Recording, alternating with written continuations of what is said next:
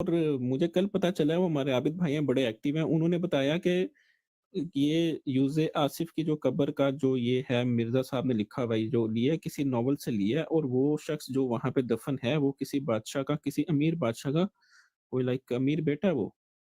تو وہ میں نے بک پڑھنی ہے باقاعدہ، میں نے کہا چلے میں ان سے پتا کروں گا کیونکہ کل میں تو بزی تھا۔ جی اناؤن بھائی، وہ بکس جو ہے نا وہ مرزا صاحب نے جب یوز آصف کی پوری کہانی بیان کی ہے تو انہوں نے وہاں پہ 2 کتابوں کے نام لکھے ہیں۔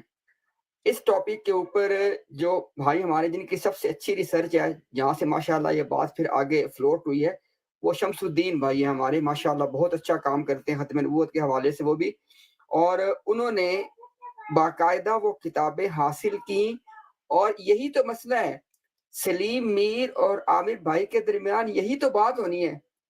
اور ابھی تو اتنی زیادہ چیزیں، اب دیکھیں میں آپ کو چھوٹی سی مثال دے دیتا ہوں۔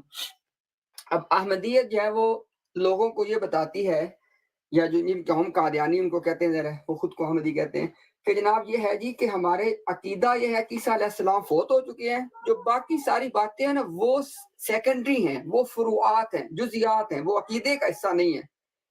اب یہاں پہ صرف 2 پاسبلٹیز ہیں، یا تو واقعتاً جماعت میں کوئی ایسا آدمی نہیں ہے جس نے مرزا صاحب کو پڑھا ہو، یہ ایک پاسبلٹی ہے۔ دوسری پاسبلٹی ہے کہ ساری جماعت اتفاق رائے سے جھوٹ بول رہی ہے۔ مرزا صاحب نے قبر کا معاملہ اپنے الہام سے، اپنے معجزے کے طور پہ پیش کیا ہے۔ نبی کا جو الہام اور معجزہ ہوتا ہے وہ کیا فروعات اور جزیات ہوتی ہیں؟ کیا وہ عقیدے کا حصہ نہیں ہوتی؟ میں سمپل سی آپ کو مثال لوگوں کو دے دو سمجھانے کے لیے۔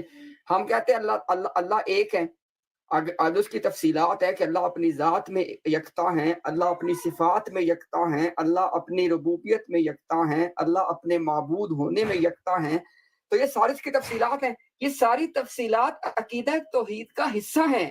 لیکن جو اہم بات آپ کو میں کہنا چاہ رہا ہوں کہ 2 باتیں ہیں، یا پوری جماعت مرزا صاحب کے لٹریچر سے ناواقف ہے اور یہ کہتی پھرتی جی کہ وہ قبر والا جو کشمیر کا معاملہ ہے نا اس کا تعلق عقیدے اور الہام سے نہیں ہے، اور اس پہ وہ غلط بیانی کر رہے ہیں، یا پھر یعنی یا تو واقعی نہیں جانتے، یا پھر اتفاق کے رائے سب لوگ جھوٹ بول رہے ہیں، چونکہ مرزا صاحب اس کو اپنا بھاری معجزہ قرار دیتے ہیں۔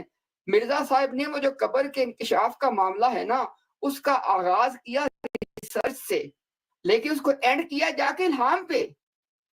تو یہ انشاءاللہ باتیں کھلنی ہیں، اور ان کو پتہ ہے جب یہ باتیں کھلنی ہیں تو کام تو خراب ہو جائے گا۔ یہی وجہ ہے کہ یوز آصف کے ٹاپک پہ سلیم میر جو ہے وہ آگے اور عامر بھائی پیچھے ہیں۔ شکریہ جی۔